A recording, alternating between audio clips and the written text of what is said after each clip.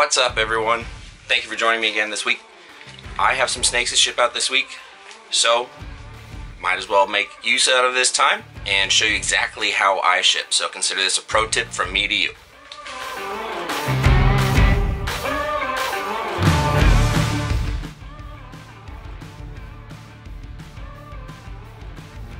So there are undoubtedly dozens, if not hundreds, of videos on how people ship snakes or animals or reptiles or what have you, and a lot of them are great. And I never thought I would be making one of those videos simply for that very reason, because there are so many. But obviously times have changed. There's new keepers coming in, new methods, new companies, etc. So I figured I would take my moment, my voice, my platform, and kind of show you exactly how I do it in case there's somebody in need of help. So first of all, shipping reptiles is very stressful. I get it. That's why I'm here to make this a little bit easier. So stick through this with me. Take a deep breath. You got this. You can do this. Trust me. Alright? So that's rule number one. Rule number two is don't try and cheat, cut corners. Don't try and do anything on the cheap and cut the system out and be sneaky. It never ends well. Always use a good, reputable shipper. Get supplies you need from them, all the advice, guidance, and everything you need from them, and everything will go smoothly. For me, I use Reptiles Express. I have been using Reptiles Express exclusively for probably the last 3+ years. When I met one of the owners, Mike, out in Pennsylvania, and he suggested I try it out. I did, loved every bit of it, and have never looked back, and I've been using them ever since. So, on that note, there are 3 other companies out there that are fantastic, but I will tell you, Reptiles Express has my never-ending, undying vote. One of the perks of Reptiles Express that you don't get at some of these other shippers, I believe, is that the more you ship, the more of a discount you get. So over time, you can earn things like 5, 10, or even 15% off and more, the more shipments you pay for and you put out there. So, little side note, food for thought, and without further ado, why don't we just jump right into how I do this. So, first things first, you need your box.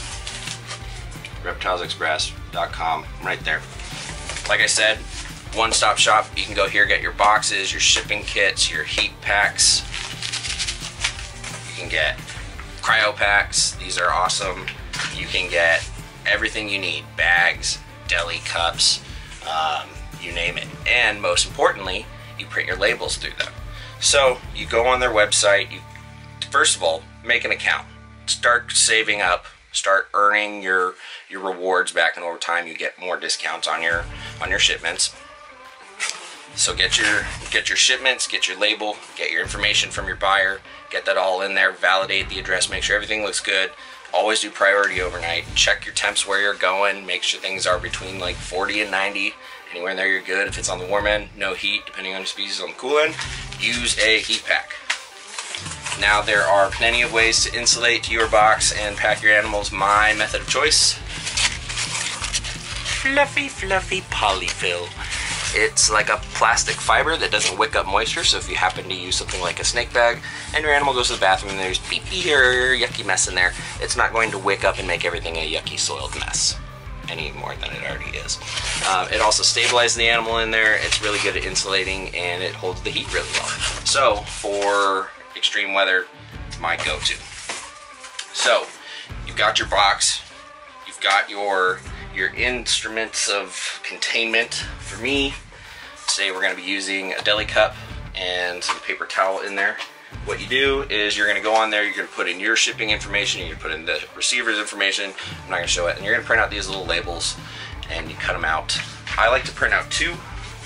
One that goes on the outside of the box, one that goes on the inside, just in case something happens, this gets ripped off, they can open it and there's a spare. In addition to that, you will be able to print your live animal proper labels according to LACIAC for any interstate commerce.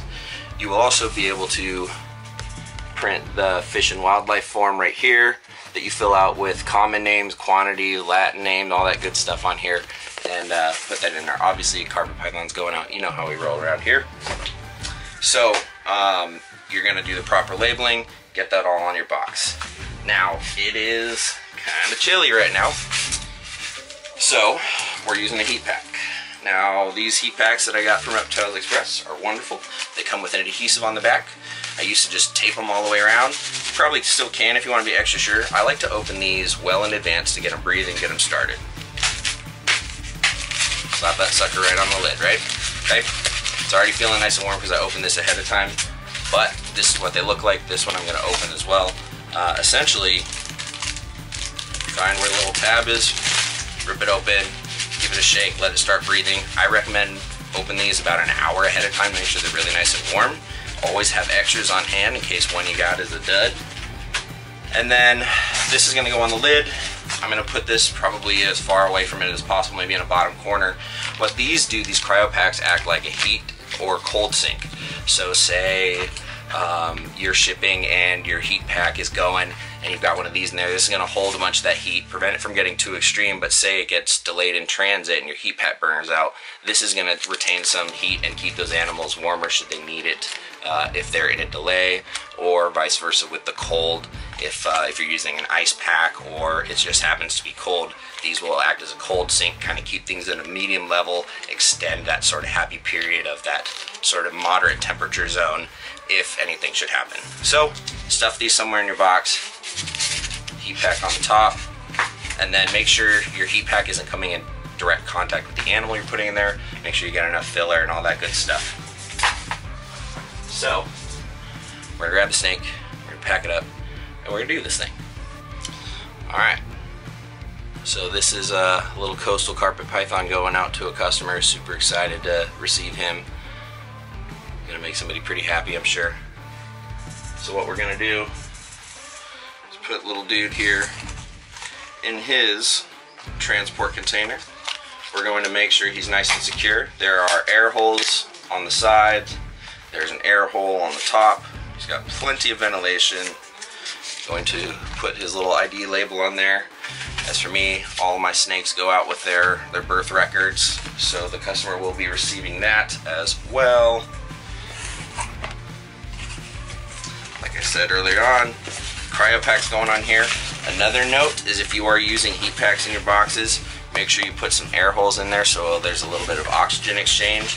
Those heat packs will basically suck out all of the oxygen, zap it out, and then there won't be anything really for your animal to breathe, so that's not good. So we are going to insulate. Got our polyfill in there, look at that. The snake's not even going to touch that heat pack, but it will feel that warmth. Okay? Toasty. So it's nice and snug, nothing's moving around in there. You don't hear anything, snake's good. Sorry, buddy. He's nice and warm, he's comfy. Going to make sure these records go in, extra label goes in, sticker goes in. So I'm going to start including these in shipments. On the off chance that my customers don't already know about USARK, they will if they buy a snake from me. Even if it's just a one pet household or something like that, everybody should know, should join, become a member, fight the good fight. All that good stuff. Alright, so we've got the animal, we've got our labels, we've got extra labels, we've got our USARK warning, or notice I should say. We've got everything we need for the customer, the animal, and the law to be okay with this. What next? Alright, we're closed up. Next thing, we're gonna get this label on there, throw another one of these live animal warnings on top, and pack up the other ones exactly how I just showed you.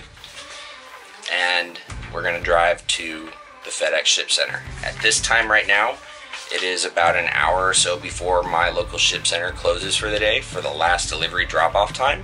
What I prefer to do is drop them off straight at FedEx as late as possible, so the animal theoretically spends only about 14 to 16 hours in transit, depending on where it's going, which is less than a day, which is pretty good.